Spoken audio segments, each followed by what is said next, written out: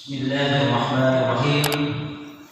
Assalamualaikum warahmatullahi wabarakatuh. Waalaikumsalam warahmatullahi wabarakatuh.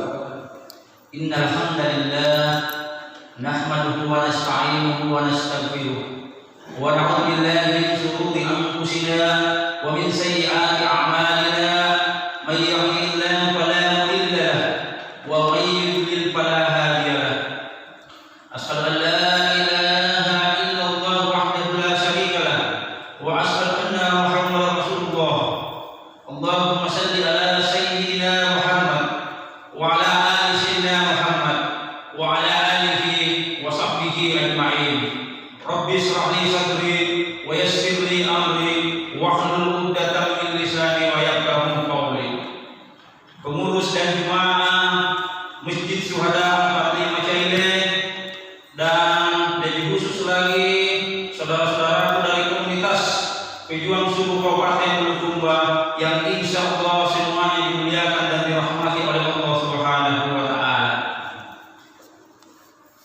Pertama dan utama adalah kita menjadikan puji syukur kehadirat Allah Subhanahu wa Ta'ala, karena alhamdulillah di subuh hari ini kita masih diberikan kekuatan, kesehatan dan kesempatan, serta yang tak kalah pentingnya adalah nikmat iman dan Islam yang alhamdulillah masih diberikan kepada kita semua, sehingga kita masih bisa hadir di tempat ini, di rumah Allah ini, untuk melaksanakan salah satu kewajiban kita, yaitu salat subuh yang alhamdulillah telah kita laksanakan bersama secara berjamaah. Walaupun tantangan sebenarnya sangat berat dan luar biasa, namun saya ingatkan kembali, yang namanya pejuang tidaklah dikatakan sebagai pejuang apabila tidak pernah menghadapi tantangan dan rintangan. Dan tantangan dan rintangan itu ada yang nampak nyata dan ada yang tidak nyata. Contoh, ada teman kita mungkin sampai tengah malam dan malam duduk di warung kopi, sudah mau balik, tapi temannya menyampaikan sudah sebentar baru balik, masih panjang waktu. Itu adalah sebenarnya tantangan yang nyata bagi kita. Apalagi yang tidak nyata, bukankah Rasulullah SAW bersabda yang diriwayatkan oleh Imam Abu Hurairah, setan mengikat tengkuk atau leher orang yang tidur pada saat tidur, kemudian berkata tidurlah malam masih panjang, kemudian menegakkan ikatan pada leher tengkuk orang tersebut. Dan apabila kata Rasulullah dia terbangun, maka terlepaslah satu ikatan itu. Dan apabila dia bangun untuk mengambil air wudu, maka terlepaslah dua ikatan itu. Dan apabila dia melaksanakan salat subuh, barulah terlepas tiga ikatan. Ini adalah tantangan yang tidak nyata dari setan. Dan alhamdulillah kita semua yang hadir di tempat ini bisa melewati tantangan itu. Dan bahkan kita terlepas dari yang namanya orang munafik, sebagaimana hadis Rasulullah SAW yang diriwayatkan oleh Imam Ahmad, yang disahihkan oleh Imam Al-Albani. Asqalus salati 'alal munafiqin salatul isya wa salatul fajr. Salat yang terberat bagi orang munafik ada salat isya dan salat subuh. Dan alhamdulillah kita semua yang hadir di tempat ini terlepas dari gelar orang munafik. Jemaah subuh yang insyaallah sama-sama dimuliakan dan dirahmati oleh Allah Subhanahu wa Ta'ala. Allah berfirman di dalam surah At-Taubah ayat 36, Bismillahirrahmanirrahim.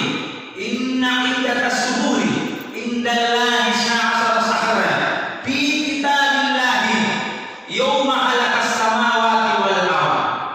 Kata Allah, sesungguhnya jumlah bilangan bulan itu ada 12 semenjak Allah menciptakan langit dan bumi ini. Namun terkadang ada orang yang ditanya, dari mana engkau tahu bahwa jumlah bulan itu ada 12? Jawabannya pasti ada di kalender. Sejak Allah menciptakan langit dan bumi ini, Allah sudah menetapkan bahwa bulan itu jumlahnya 12, yang diawali dengan bulan Muharram sampai dengan Zulhijjah. Jika kita berbicara tentang penanggalan bulan-bulan Islam, tentunya setiap bulan itu ada kisah-kisah tersendiri yang terdapat di dalamnya.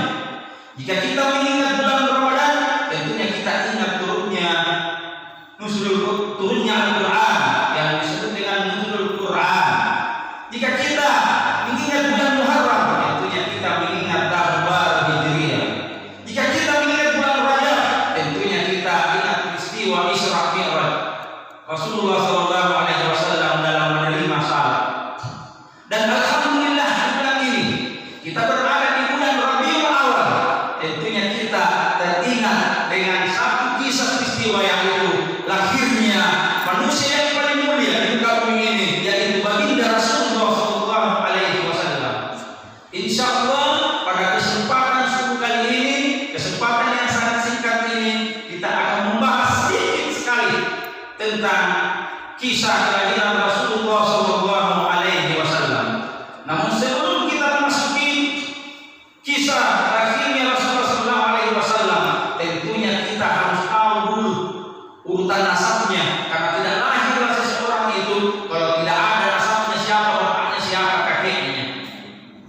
Rasulullah SAW adalah anak dari Abdullah anak dari Abdul Muttalib, kemudian Abdul Muttalib terus naik ke atas, bin Hashim, bin Abdul Manaf, bin Qusay, bin Kilab, bin Murrah, bin Ka'ab, bin Lu'ay, kemudian terus naik, bin Galib, bin Bir, bin Malik, bin Nadar, bin Kinana, bin Husaymah, Ilyas, bin Mudlar, bin Isa, bin Ma'ad, bin Adnan. Dan menurut para pendapat ulama, nasab Rasulullah yang sangat pasti dan sangat jelas dan disetujui kebenarannya adalah sampai keturunannya Adnan. Banyak selisih para ulama tentang kakek-kakek Rasulullah sampai ke Ismail, ke Ibrahim. Namun jika sampai di Adnan, semua para ulama sependapat tentang nasab Rasulullah SAW. Namun pada kesempatan ini kita bahas sampai di kakek Rasulullah SAW, yaitu Abdul Muttalib. Abdul Muttalib adalah anak dari Hashim. Abdul Muttalib ini adalah raja atau pemimpin di kota Mekah pada zamannya.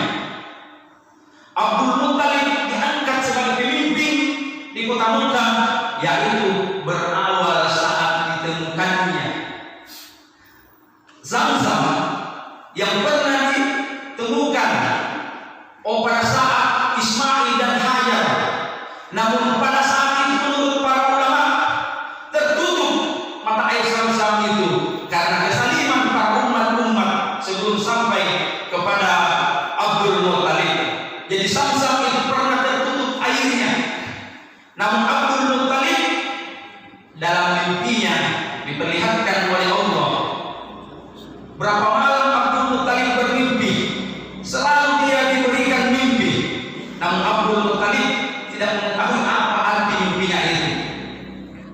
Diperlihatkan dalam mimpinya tentang semut, segerombolan tempat, segerombolan semut hitam. Diperlihatkan dalam mimpinya tentang burung gagak yang mematok-matok di tanah. Diperlihatkan dalam mimpinya bahwa Zamzam, namun dia tidak tahu. Dalam atas isi dapat petunjuk Allah, Abdul Muttalib pun pergi ke sekitar Hijr Ismail, membawa jangkung ditemani dengan anaknya yang bernama Haris. Disitulah dia menemukan kembali setelah menggali sumur Zamzam yang sempat terjadi perdebatan pada saat itu, karena kaum Quraisy lainnya ingin juga menguasai sumur Zamzam itu. Sampai pada saat itu terjadinya perdebatan, sampai dia pun mencari hakim untuk mengadili siapa sebenarnya yang berhak atas sumur Zamzam ini. Namun ceritanya sangat panjang, kita singkat saja. Tidak usah kita bahas perjalanannya sampai mencari hakim di kota Madinah, sampai dia kelaparan di jalan. Kita lanjut. Setelah ditemukan Zamzam ini oleh Abdul Muttalib yang ditemani anaknya Haris, pada saat itu seorang raja itu pada saat itu di Jazirah Arab nanti bisa senang apabila ada anaknya berlanjut pewaris tahta, yang mana pada saat itu Abdul Muttalib cuma punya satu anak, yaitu Haris, sehingga dia pun bernasar kepada Allah, jika Allah memberiku anak lebih dari 10 atau 10, maka aku akan menyembelih satu orang. Jadi jemaah suku yang insya Allah sama-sama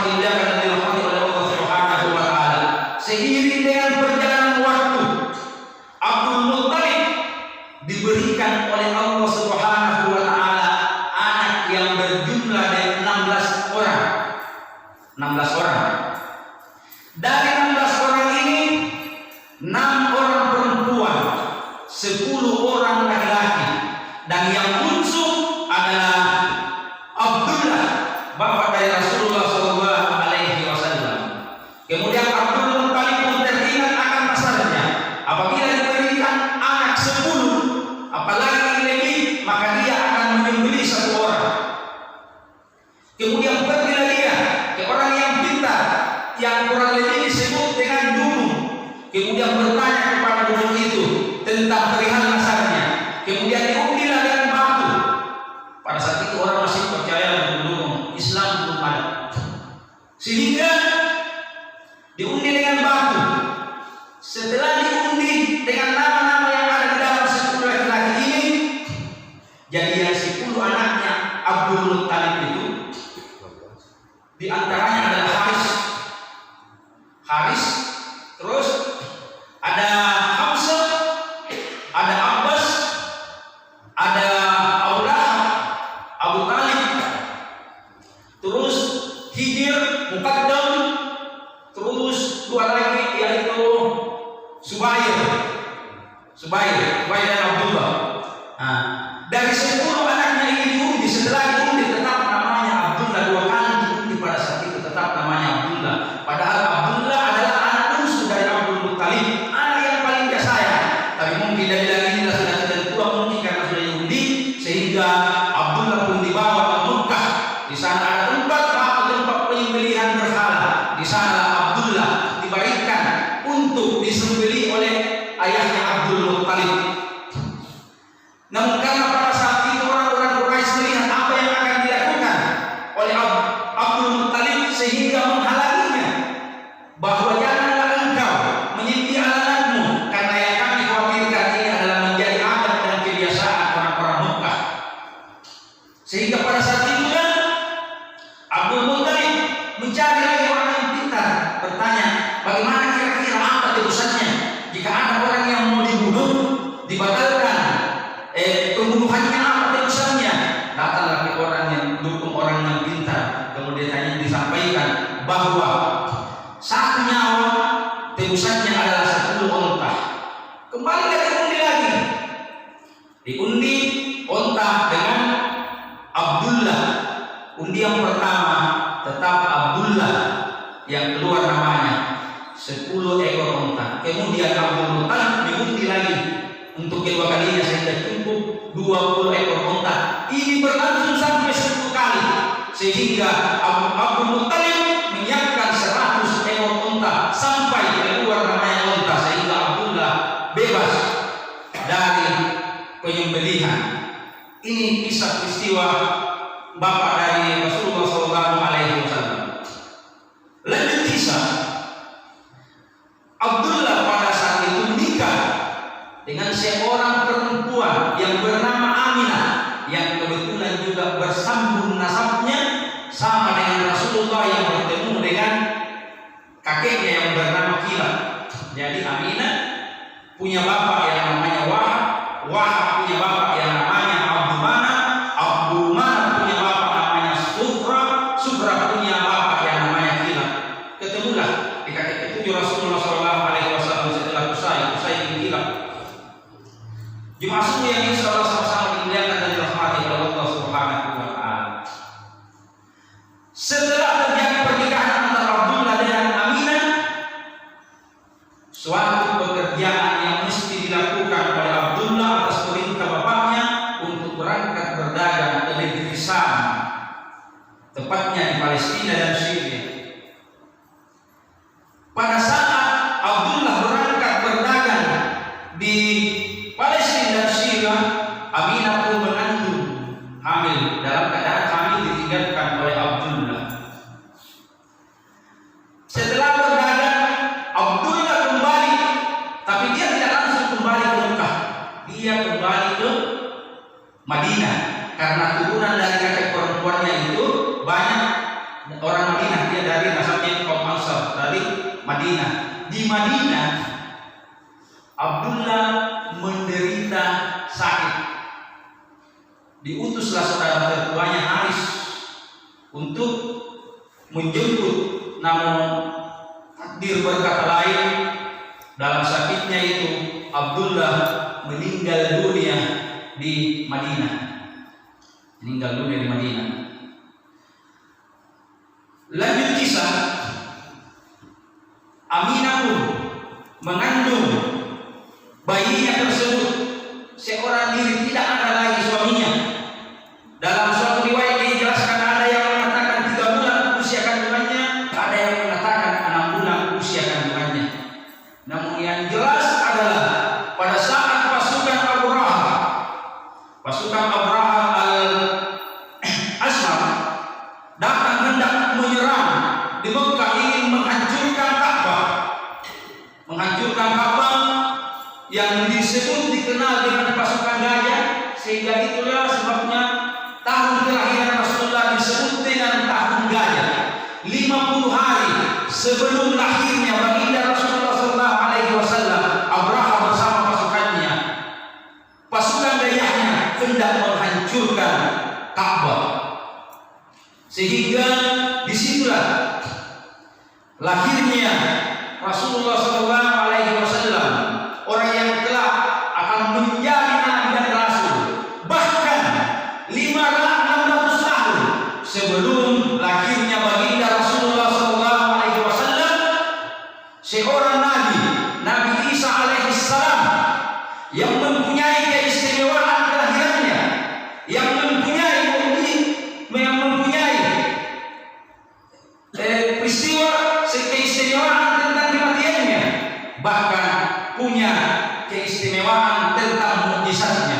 Dan di antara keistimewaan mukjizatnya itu tetap benar harapan bahwa akan lahir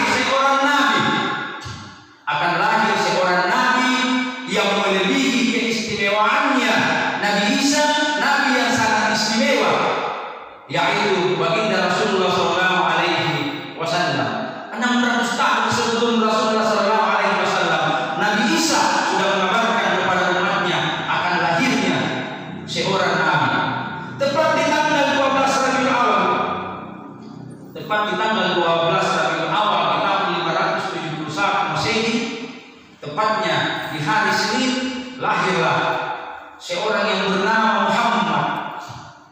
Setelah lahir Muhammad ini, siapa yang memberi nama Muhammad? Karena pada saat itu di Jazirah Arab belum ada yang namanya Muhammad. Dibawalah oleh neneknya Abdul Muttalib, digendong di Ka'bah.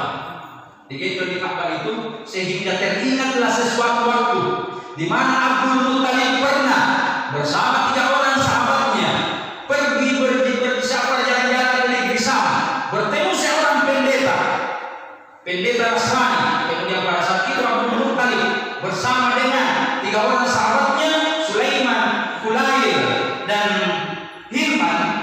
Himran. Pada saat itu bisa ditanya oleh pendeta Nasrani, saudara ini dari mana? Kemudian dijelaskanlah bahwa saya ini berasal dari Jazirah Arab, Mekah. Apa kata pendeta tersebut? Di tempat kalian nanti akan lahir seorang nabi dan rasul yang bernama Muhammad. Teringat Abdul Muttalib pesan seorang Nasrani pada saat itu di negeri Syam. Dan di antara 4 orang ini Abdul Muttalib dengan sahabatnya ini, Abdul Muttalib yang pertama memiliki cucu, sehingga disitulah dia katakan Muhammad, memberi nama cucunya Muhammad karena dia melihat ada tanda-tanda kebesaran pada cucunya tersebut. Lanjut kisah, saya singkat saja, sudah lewat ini 10 menit. Lanjut kisah, Rasulullah SAW lahir. Setelah lahir Rasulullah SAW, karena hanya ditinggalkan oleh Abdullah dengan 1 rumah dan seorang budak yang bernama Ummu Aiman. Itulah yang membantu pada saat kelahiran Rasulullah SAW. Siapa yang membantu kelahirannya? Yaitu ada orang tua ibunda Abdurrahman bin Auf yang bernama Sifah. Itulah yang menggendong pertama Rasulullah SAW pada saat lahir. Kebiasaan orang-orang di tanah Mekah, apabila anaknya lahir biasanya disusui sama orang lain. Pada saat itulah datang dari Bani Sa'ad mencari anak-anak yang hendak disusui. Biasanya kalau dia mencari anak-anak yang hendak disusui, yaitu harapannya untuk mendapatkan imbalan uang dari orang tua dari anak tersebut. Karena mengingat Rasulullah SAW, orang tuanya sudah tidak ada, sudah yatim. Jadi Rasulullah SAW sudah yakin, sebagaimana di dalam surah Al-Duha Allah berfirman, tidakkah engkau dilahirkan dalam keadaan yatim dan dia menolongmu? Alam yajidka yatiman fa'awa. Jadi Rasulullah SAW dilahirkan dalam keadaan yatim, tidak ada bapaknya. Kemudian lanjut kisah, setelah itu tidak ada yang mau mengambil Rasulullah SAW untuk menyusui. Ada seorang dari Bani Sa'ad yang bernama Halimatus Sa'diyah. Dia yang mengambil Rasulullah SAW menyusui Rasulullah. Kurang lebih 2 tahun dia menyusui Rasulullah, mengembalikan kepada ibunya. Dia meminta lagi untuk melanjutkan menyusui sampai dengan usia 6 tahun. Dan setelah 6 tahun dikembalikan kepada ibunya. Tidak lama kemudian ibunya pun meninggal dunia, dirawat oleh kakeknya Abdul Muttalib. Setelah dirawat oleh kakeknya Abdul Muttalib pun meninggal sehingga diambil oleh pamannya Abu Talib. Abu Talib yang mengajarkan, dan mesti diingat bahwa di antara 10 saudara dari Abdullah ini, anak dari Abdul Muttalib, ya, ada 6 orang yang tidak mendapatkan masa kenabian Rasulullah SAW. 4 orang yang mendapatkan masa kenabian, namun di antara 4 orang itu ada yang mati dalam keadaan kafir dan 2 orang mati dalam keadaan Islam. Siapa beliau? Yang mati dalam keadaan Islam adalah Hamzah bin Abdul Muttalib dan Abbas bin Abdul Muttalib, sementara yang mati dalam keadaan kafir adalah Abu Talib dan Abu Jahal atau Abdul Uzza. Saya rasa inilah yang sempat saya sampaikan, mohon maaf kalau saya lanjutkan kisahnya tidak akan selesai sampai pagi. Jadi insya Allah mungkin dalam pertemuan berikutnya kita akan lanjutkan. Saya rasa cukup sekian dan demikian. Wassalamualaikum warahmatullahi wabarakatuh.